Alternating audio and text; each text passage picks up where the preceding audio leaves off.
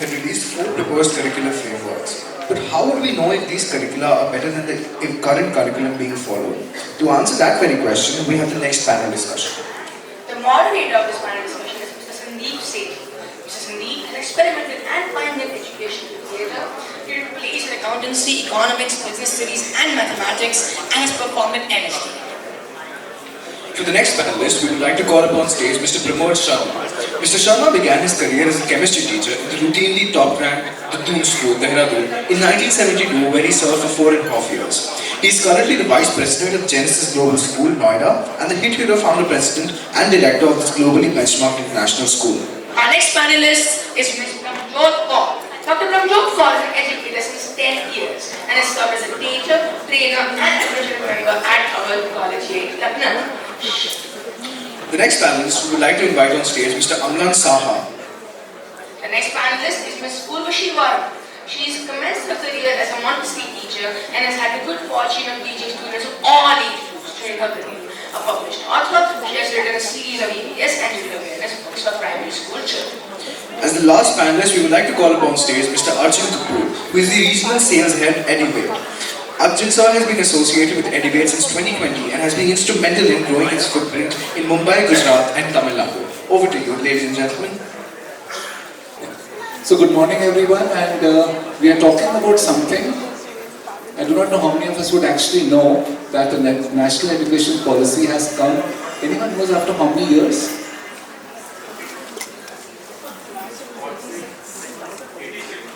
Yeah. It has come after 1986, 34 years.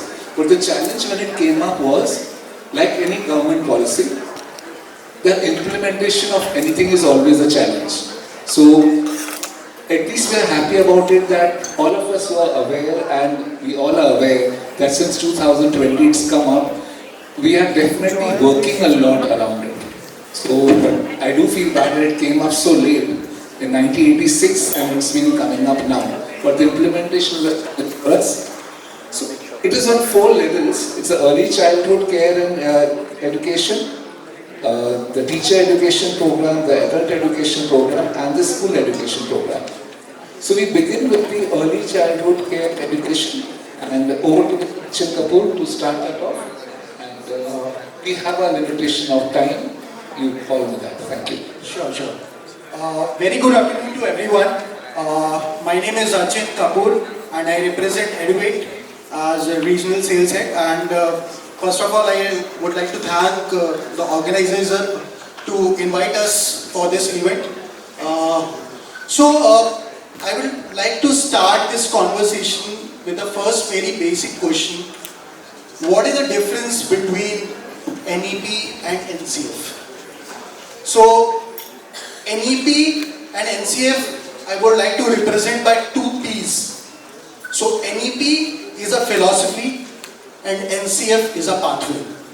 So NEP, like Sir said, was last updated in 1986 and then it came in 2020, and now NCF is making the pathway to implement that NEP.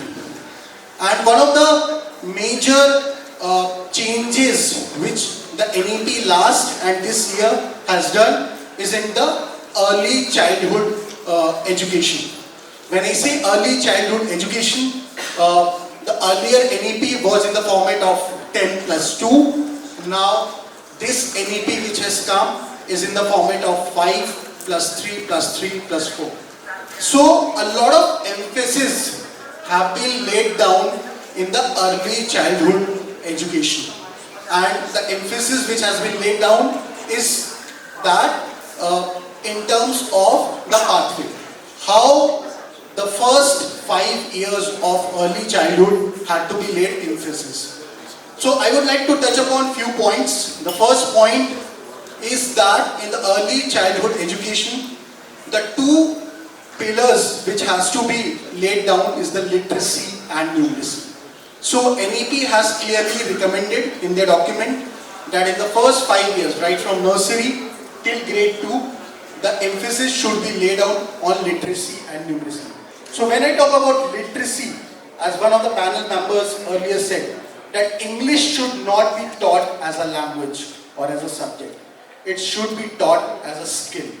So that is one of the key things which NEP has recommended. And when coming on to the numeracy part also, it is the pre-numbers education. When I say pre-numbers education, taller, smaller, and all those parameters which the early childhood should know. So this is the second part, and the second point is that after the independence of India, this is the first time that NEP is universalizing the entire India. When I say universalizing, that means from north to south and from east to west. The early childhood education should be same for all the children across India. Earlier, it was not there. So that is the second point. The third point is that earlier it was ECE. Now it is ECCE. So the one C which is being added in this is the care. The early childhood care and education. I would like to emphasis on 3 domains which take it into ECCE is the CAP. So C stand for cognitive, A stand for affective, and P stand for psychomotor. So affective is the emotional intelligence of the child, which should also be taken care in the C part. And the third thing which I would like to emphasize on is the multilingual approach. A lot of debate in India has been going on in the multilingual approach. So in the early childhood education, the multilingual approach should be made. So I would just like to give one of the examples which our organizations have come up is the trilingual thing. So we have come up with the content from grade 1 and 2 where we are teaching 3 languages in one book, in one approach. So we are, for example, English, Hindi and the regional language. For example, for Maharashtra it is Maharaja, for Karnataka it is Kannada. So all 3 languages at a similar approach, and this book is being appreciated across India because here we are focusing in the LSRW, the 3 parameters. The child should, in the early age, should listen, speak, read. And then of course, when he will do all this, he can go on to the writing part. And the second most important thing is, we have seen many child very well versed with English or maybe Hindi, but they are not good public speakers. I've seen a lot many people coming onto the stage speaking so fluently. So we are also focusing on the public speaking. Right from the early childhood, we have made a content so that every child, whenever he stands in a classroom of 40 or later on when he addresses a crowd of 4,000 people, he can be a good public speaker. And that is how we can change the nation. Thank you so much. So the question coming up from you directly, which I'm going to throw to Urvashi ma'am, is simple enough that if you want the policy to be implemented the same way, north, south, east, west, with one statement in the morning, how can you have something which is going to be different, maybe state-wise, maybe city-wise, maybe town-wise? So how can that policy be implemented there, which I think was a challenge, and Urvashi ma'am had something to talk about. So, yes, that indeed is a challenge, sir. How to make it locally, contextually important to the child. It is very important that whatever the child is being taught is within the child's environment first.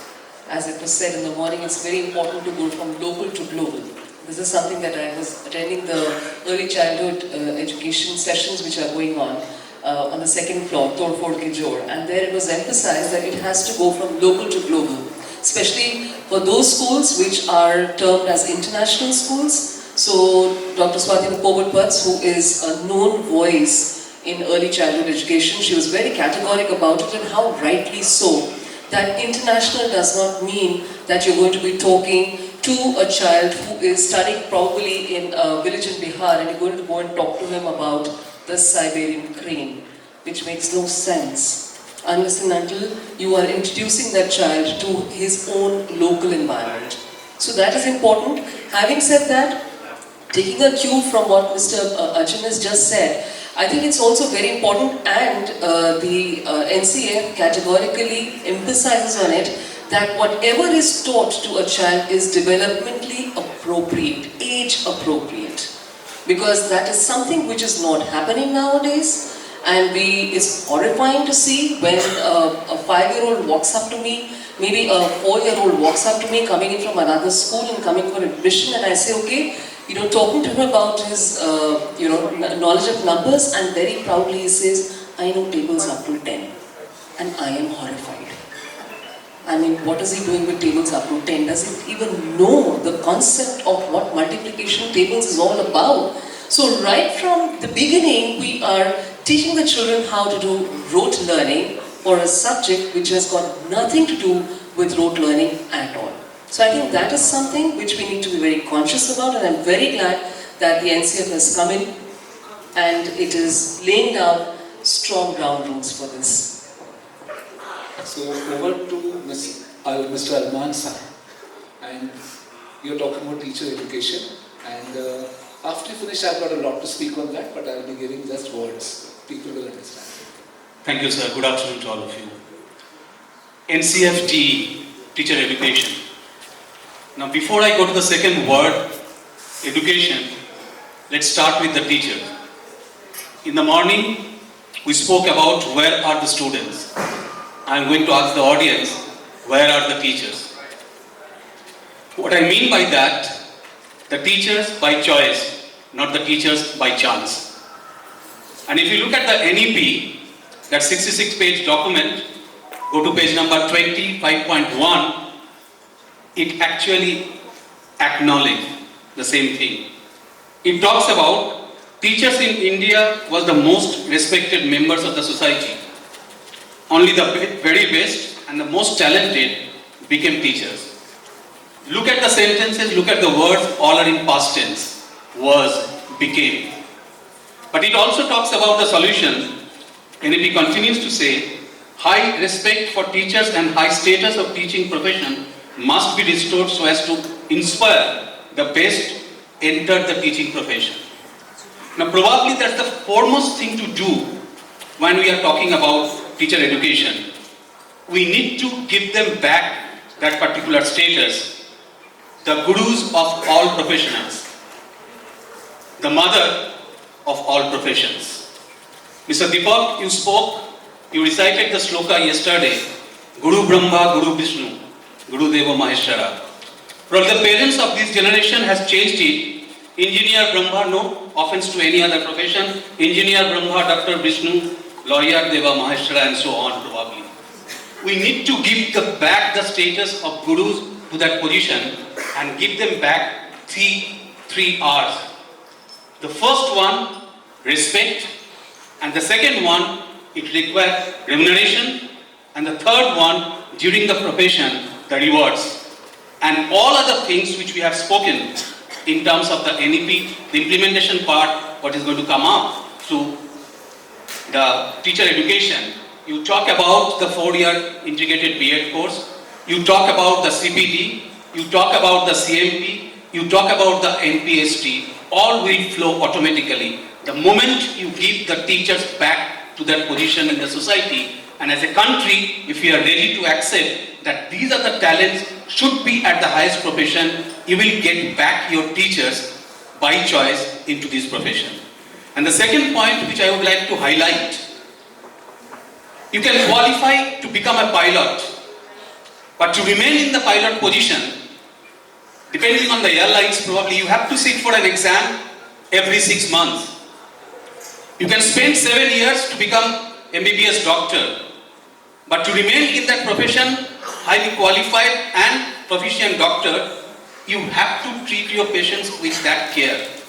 Similarly, you can clear the TET and then become a teacher, but to remain as a good teacher, probably we do require a strict appraisal system in place so that people will look forward to be a teacher and continue and give support to this profession.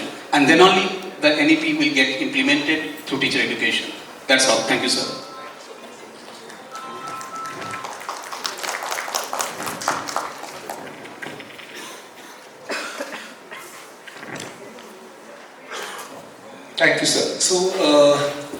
regarding teachers' education, what they study and they come in the school, that's a different thing.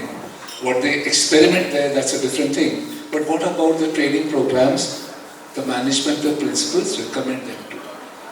So I'm referring to one of the questions asked yesterday as to the coaching institutes for the CUT examinations. My simple question comes up to that.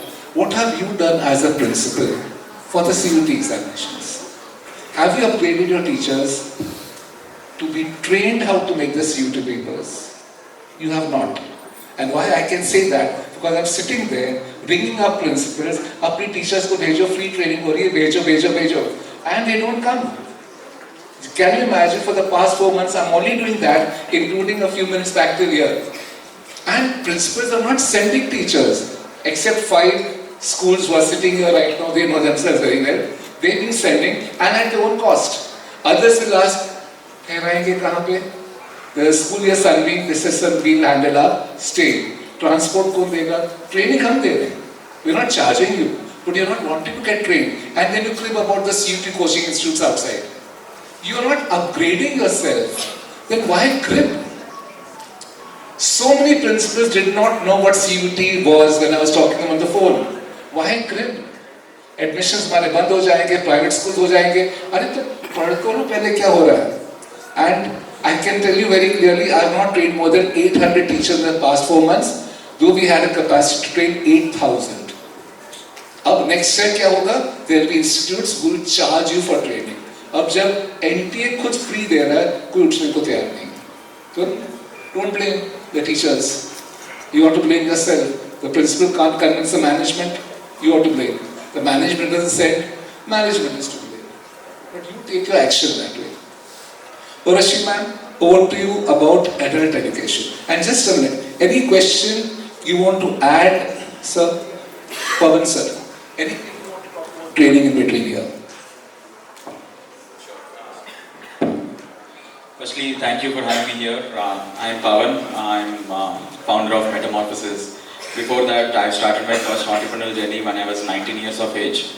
And then I have exited from my company at about 21. And whatever things I had gone through as an entrepreneur, started teaching to the kids on gaining entrepreneurial skills. So when I started this Metamorphosis, it was pretty tough for me to go and convince a school on why should we teach entrepreneurship for kids.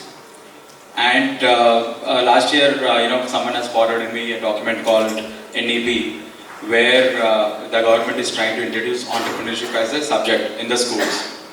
It is like, giving license when you've crossed, 18 years of age. That's pretty good. But how do we implement, how do we go this to every school, and how do we democratize entrepreneurship is what, I've been working on. And today closely we have about 100,000 students and 100 plus schools who have integrated entrepreneurship as a curriculum. But when I'm seeing all of the principals here, today itself I think there are about 120, 130 principals that I'm seeing. Almost 90%, 95% of the schools, they do not have entrepreneurship as a curriculum yet. Then I was thinking, for me to provide tutors to all of these schools is pretty tough. How do I empower the teachers? Or how do everyone at the school, kind of empower the teachers and give that credibility to the teachers on teaching entrepreneurship? I think this is a question mark that everyone has, even the people in AIM or say Adult Innovation Catalyst and all, when we're all brainstorming together, everyone has a question mark on that. I think the need of the hour is, how do we democratize entrepreneurial skills to the students, and how do we give that credibility to the teachers to teach entrepreneurship? I think that is where we require a lot of thoughts, a lot of support from the ecosystem, from the industry, from the schools and all. I think probably by the time next conference we have, I think we all will have some solutions on how do we democratize entrepreneurship at the school level. And Dr. Anurag has rightly mentioned on why entrepreneurial skills are important, and probably I think we should upskill the teachers on teaching entrepreneurship for kids. And I'm Pavan, I'm an entrepreneur and also a teacher. So morning we had this lovely session where the anecdotes were used about मैं बोलूँगा तो बोलूँगी कि बोलता है. So I picked up one more thing from there. मेरी बात के माने दो. जो अच्छा लगे उससे अपना लो, जो बुरा लगे उससे जाने दो. So here what I'm saying is, we talk about entrepreneurship, but CBSE has not yet given us a textbook NCRT is not yet given us a proper textbook. And how do we get entrepreneurship done in if we don't have a textbook by the board? The board published a textbook 4 years back. After that, they have not reprinted. You're only supposed to take out Xerox copies from the website and give the children. Can you develop a subject like that? NCRT is not yet bothered to make a textbook. And we talk about entrepreneurship, sab jagah honi chahiye. Urashina.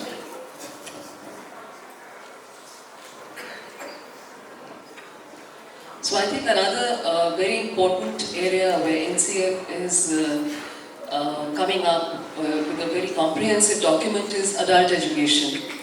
We have all heard about a bit of adult education. I remember as a child, वो प्रौढ़ शिक्षा अभियान हुआ करता था, जहाँ पे जो सीनियर सिटीजन्स होते थे या एज में थोड़े बड़े लोग होते थे, adults होते थे, they were supposed to go and they were supposed to get themselves literate so that they knew how to sign and they could, do some basic understanding of math and figures. But it's very heartening to see that the government has now kind of expanded the whole purview of adult education to the next level. So not only are they involving the basic literacy and numeracy in adult education, but of course the curriculum will be very different. It will be again age appropriate. It is not going to be what is being used to teach a child, how to make a child literate in literacy and numeracy. This will be for the adult, and the curriculum is likely to be different, on which NCRT will soon be coming out with a document. And apart from that, they are really going to focus on very important domains. One is literacy, numeracy. Second is on critical skills. Now, what do critical skills involve? Critical skills involve digital literacy, financial literacy, commercial skills, and after that they have got a very important aspect of it, which is health and well-being. And I think it's very progressive to incorporate health and well-being in adult education as well as family welfare. So this kind of makes it a very, very comprehensive cornucopia of things which an adult actually should know.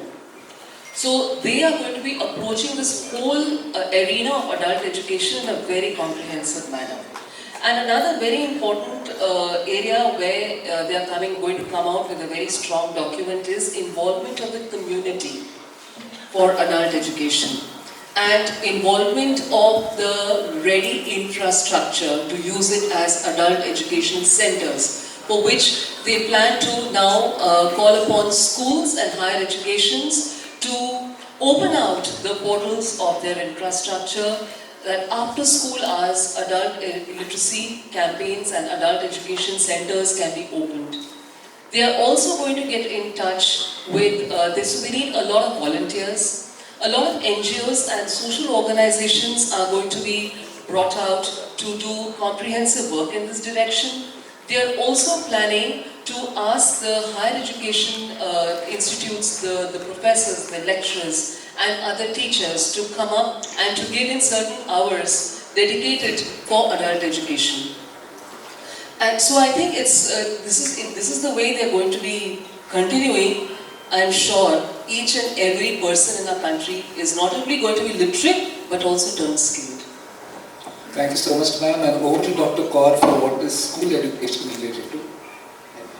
Thank you, Sandeep sir. And most importantly, thank you Ravi sir and his team for organizing such a beautiful event.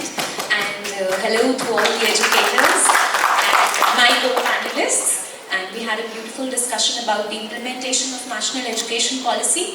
My most important plea to all the educators sitting over here is that our country is suffering from unemployment since a few years from now. So that is why it was really very important, and we all were looking forward to this change in the education policy, which has been a little delayed, but then now since it has come up with all the reforms which we actually wanted as educators, and whatever was running through our brains has been implemented in terms of be it vocational education, be it skill-based education, be it the storytelling pedagogy, be it the ICT-based education, or we talk about blended learning. So these are the sub-points which are being implemented in the national education policy, and that has come up in the school education as a part and parcel to be implemented by all of us as educators. And if we are able to implement not all of them, but 80 to 90% of that also, we'll be able to,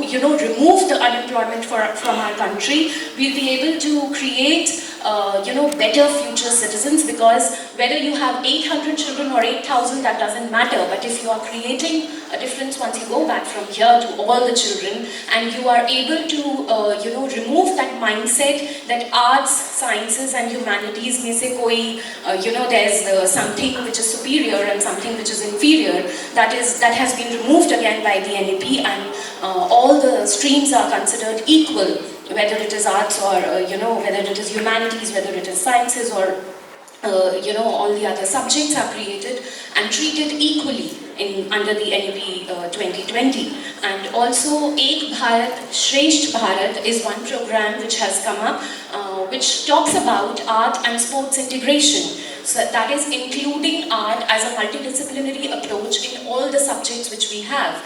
And then submission of those art integrated projects on Kala Setu, that is an online portal where you are supposed to be submitting your art integration projects. And again, sports integration for a better self-learning, self-discipline, and a more disciplined approach for students to create awareness about fitness. And so these are the certain things which we need to integrate as educators. We need to just, first we are here to exchange those ideas, know about those ideas, and then we go back and implement, as Anurag sir was also mentioning in his speech. That is more than enough for all of us. Then we also talk about the 100-day reading program, Padhe Bharat, which has come up under NEP, where you have to, the NEP focuses more on reading, and library grants are there. So these are the certain things which have come up this time and which are amazing, and which I think all of us were looking forward to. And the storytelling pedagogy, which Urvashi ma'am has very nicely described, because that is also a part of the early childhood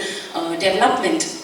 So these are certain things which we have been, told about, and we have been talking about, like the 21st century skills also, and then the experiential learning concepts also, hands-on learning concepts also. So these are the concepts which I think we have been discussing since a long time now, because 2020 se abhi tak we have discussed them time and again, but and we all know the concepts. It's just that we have to implement it in our schools, even if we are able to do it 50 to 60%, and we are able to tell children why art integration is important, because it imbibes the local culture, the local artisans, the vocational education. All this is connected to each other, because multilingualism and multidisciplinary approaches are connecting the dots. So that's how it is all imbibed, and these are the concepts which we are talking about here time and again, and if we implement it, it is going to bring a beautiful and a very positive change in the country in another 10 years, because of art, sports, drama, skill-based storytelling. This is going to create a beautiful change and remove unemployment from the country. Pramod, Thank you. To sum up and Because 5 minutes left. Well,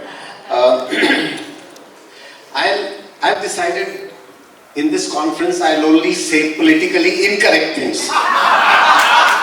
Yesterday I raised a question, and what I want to state is, it is the principals who are the problem in school education. It is, in NEP talks about no separation, hard separation of subjects. When was this separation of subjects? When was CBSE saying there is separation of subjects? Never. I will, since Sriram is sitting here, 20 years back, a boy came to me, he was doing humanities. He said, I want to do biology. I said, sorry, you can't do biology. Okay, tell me why you want to do biology. He said, I want to be a wildlife photographer, Oliver Sinclair. We gave him biology, he became a BBC's photographer, official, all over. When did CBSE say there is a hard separation? Never. It is our thinking. We don't want to deal with the timetabling. It's a timetabling issue, nothing else. Experiential learning. After spending 2 years in my PhD and I became a school master in Doon School, I realized everything was being done experimentally. I had to, those 5 years, I got educated about teaching chemistry. And since then, you go from school to school, it is only practical syllabus which is being followed. Practical means practical syllabus. And what about the activities in the chapter? Nobody touches those. So principals, please wake up. There are in every chapter there are activities listed. Those activities need to be done inside the lab. Inside the lab, people even don't have chemicals. People don't spend 25,000 rupees. Chemicals से क्या फायदा है? Marks तो 28, 29, 30 देने हैं. 28, 30 किसको? जो सबसे ब्राइट है और जो सबसे गधा है, ताकि थोड़ा जैकअप हो जाएंगे marks. I was on CBSE board for 10 years. I kept on hammering this, that please make a question paper which is alternative to practicals. And you will not be able to solve this paper unless you have done actually practicals in the classroom. And I offered, we'll do it. I kept on hammering year after year. Ultimately they said, चलो, कर लेते हैं. किसने किया? Now in class 10 chemistry question paper and other papers, maybe physics also, there are 2 questions which are based on practicals in theory paper. I was hammering about class 12. They don't want to touch class 12 because class 12 results and this, that and the other, हाहाकार हो जाएगा. पर principles का issue है ये सारा. आप please activities कराओ हर chapter में जो है. We keep teaching others, risk taker bano. Are we as principal risk takers? We are talking about startups. There is a subject called enterprise in IGCSE. There are so many schools doing IGCSE. Do they opt for this subject? No. Because the problem is, the children will have to be encouraged to form a company. They will have to run a business in school. If they run a business, क्या हो जाएगा? And this is the best experience of my life, which I am telling you. We did enterprise. The children, 5 children together, formed a company. The 4 or 5 companies running in the school. They would present a business plan and say, "This is my business plan." And look at the business plan and say, "Yes, it is in accordance with the philosophy of the school, so you can do it." All right. So I would give them 10,000 rupees or 15,000 rupees cash loan, which they are expected to return after 1 year, 1.5 years of running business, keep record and give 10% interest on that. So they did all that. After that, the money was left. What do you do with the money surplus which has got generated? I said, keep it with you. Spend it on a charity. After 2-3 years, I don't know whether Nishi is sitting here. They went for something to Sindhya girls and came back and said, "We want to talk to the school promoter." I said, "Okay." So we sat down together. Said, "We want to set up a small sanitary pad, affordable sanitary pad unit," because they had seen it in Sindhya. So the promoter said, okay, very nice, very good idea, and how much money you need? "Sir, ma'am, we haven't come here to ask for money. We have our own money which we have saved from running enterprise. And now these children make sanitary napkins in the school. They go and talk about these hygiene issues to the village, to the villages which are around, and you see one thing, how it leads to the other. But you guys are not risk takers. That is my problem." To conclude, I think all principals should make sure they do not cut paste. The teachers do not cut paste. Hence the children will not cut paste. All the practical files that I see, all are cut paste. And who teaches them? Teachers. पुरानी file library में पड़ी है, practically वो file उठा लो, copy कर लो. So the culture of cut paste, I'm not saying the teacher have begun. कहीं ना कहीं प्रिंसिपल ने cut paste का culture develop किया होगा, वरना टीचर की हिम्मत नहीं है cut paste करने की. So sort it out. तो practical का क्या करें? सब cut paste है, जाके sign करके आ जाओ 28, 29, 30. So we have to find out our problems and we have to solve it. Ravi sir, thank you.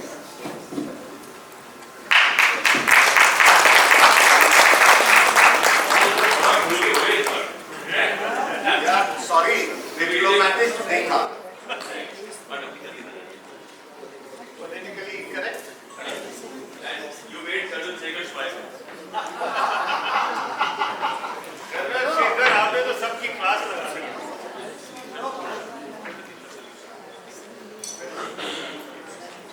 आपकी कुर्सी खींच रहा हूँ कितना.